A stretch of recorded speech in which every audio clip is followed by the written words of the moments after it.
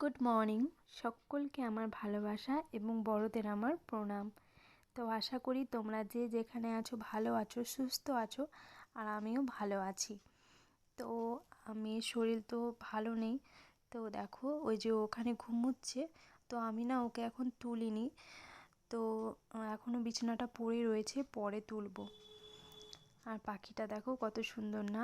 আর এই যে দেখো এখানে এই যে বীজগুলো, গাছগুলো বেরিয়েছে, এখন কত বড় হয়ে গেছে। আর আমি না অনেকগুলো টব কিনে এনে রেখেছি, জানো তো। ওকে বলেছিলাম বাজার থেকে টব এনে দিতে, আর ওই বস্তাটার মধ্যে আছে মাটি। তো মানে ভাবছি যে এই টবগুলোর মধ্যে মাটি টাটি দিয়ে মানে সেরকম ফুলের গাছ টাছ লাগাবো, সময় পাচ্ছি না গো। কিন্তু কি বলো তো, দেখি সময় বুঝে এক সময় করতে হবে। তোমাদের সঙ্গে শেয়ার তো করব অবশ্যই, দেখতে পাবেই। আর তারপর আজকে বাজার সেরকম ছিল না, আর ও তো নেই, সকাল সকাল বেরিয়ে পড়েছে কাজে। তার জন্য দোকান থেকে আমি এই টুকটাক যতটুকু লাগে সেটাই নিয়ে আসলাম। আর এখানে এখন আমি করব চা। তার জন্য ফ্রিজ থেকে বার করে নিলাম দুধটা। আসলে কি বলো তো, আগের দিন না আমি বাবুর জন্য দুধটা গরম করেছিলাম, কিন্তু ও দুধটা খায়নি, শুধু চা করেছিলাম। তো এখন আমি এই দুধটা দিয়ে এখন চা করব।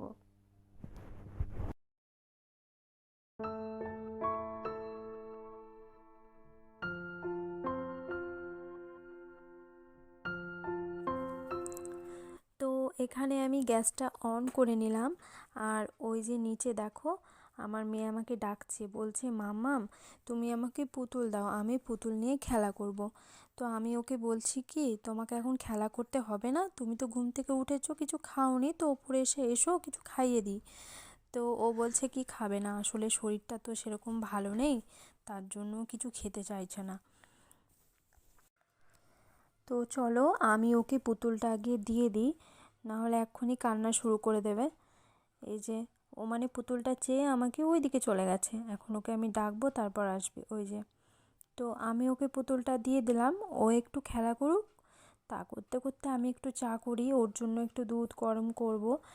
তো কিছু একটা খাবার বানাবো, তারপর ওকে ডাকবো, ডেকে তখন খাওয়াবো।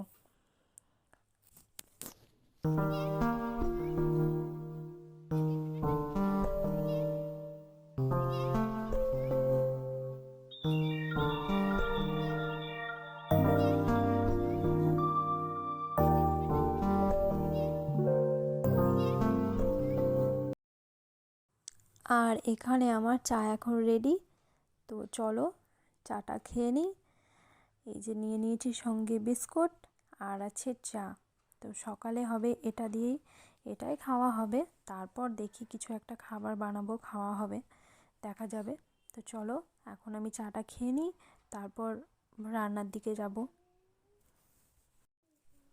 তো এদিকে দেখো ও করছে এখন খেলা, এই যে। তো আমি ওকে বলছি একটু গুড মর্নিং বলো, তো ও সেটাই বলছিল যে গুড মর্নিং, এই যে।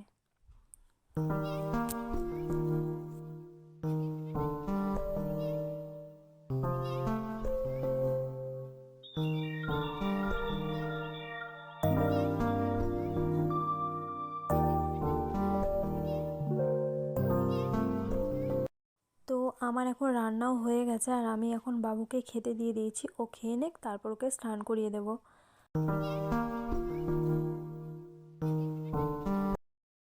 তো আমাদের খাওয়া দাওয়া হয়ে গেছিলো, আর একটু দুপুরে ঘুমিয়ে পড়েছিলাম।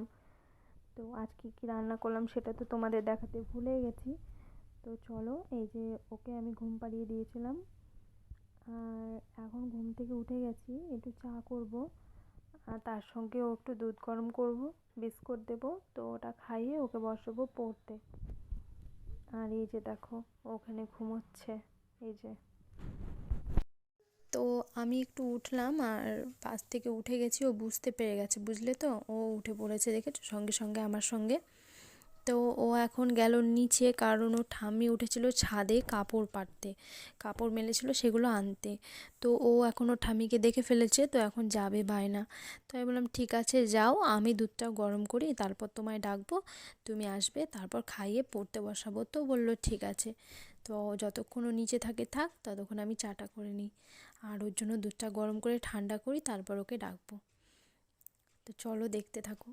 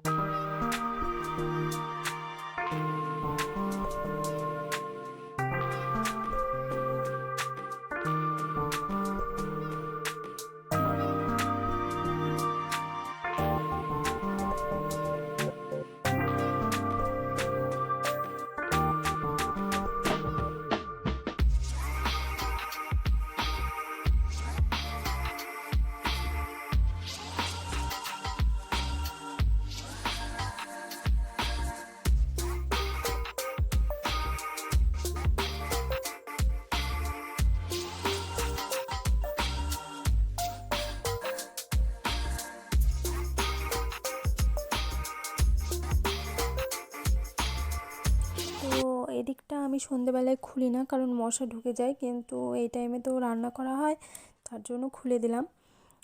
আর এদিকে বিছানাটা একটু গুছিয়ে নিচ্ছি, কারণ দুপুরে ঘুমিয়েছিলাম আর এই ব্ল্যাঙ্কেটটা বাবুর গায়ে ঢাকা দিয়ে দিয়েছিলাম, তো তার জন্য একটু গুছিয়ে রেখে দিচ্ছি।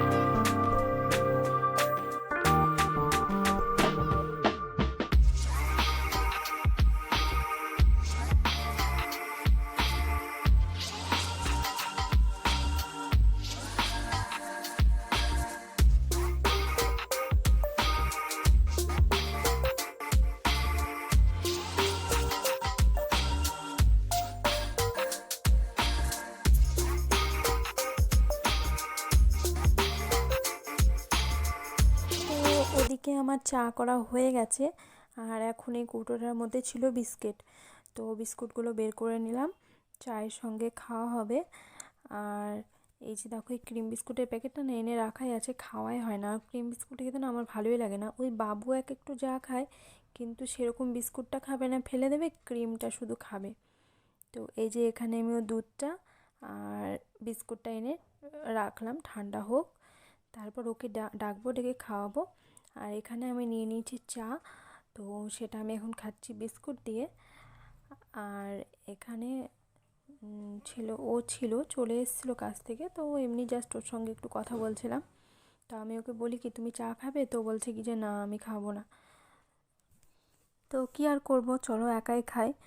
তো এখন এই যে বাবু চলে এসছে, ওকে আমি নিয়ে আসলাম এই যে এখানে। তো এখন এসে ও একটু খেলা করছে, তো আমাকে বলছে ওর হাতে ওটা চিড়ে ভাজার প্যাকেট আছে, ওর ঠাম্মি ওকে দিয়েছে। তো আমি বলছি ঠিক আছে তুমি খাও। তো জুতোটা পরেই ঘরে ঢুকে পড়েছে, তো আমি বললাম যে বাবু তুমি জুতো পরে ঘরে ঢুকে পড়েছো, তো বাইরে গিয়ে জুতোটা খুলে এসো। তো এই যে দেখো, তারপর বাইরের জুতোটা খুলে এসে তারপর ওকে বিছানায় তুলে দেবো, আর তারপর ওকে খাওয়াবো, খাইয়ে তখন বসাবো পড়তে। এই যে দেখো আমি সিলেট পেন্সিল নিয়ে বসেই গেছি, আর এখানে ওর বাবা নিয়ে চলে এসেছে চপ, বেগনি। তো ওটা দেখে আরও মানে আমি ওকে এসব দিই না, তাও জোর করছিল, তাই একটা অর্ধেকটা দিলাম, তো সেটাই ও খাচ্ছে, আর এখন আমরাও খাবো। এই যে দেখো, আর তারপর চলে এসেছে আমার ননদ ভাগ্নি, তো ননদের মেয়ে, তো ওদেরকেও দিলাম, খেলো, আর এখন বাবুর সাথে কথা বলছে। তো আজকের ব্লগটা এতটুকুই, ভালো লাগলে পাশে থেকো। চলো দেখা হচ্ছে নেক্সট একটা ব্লগের সঙ্গে, সকলকে বাই।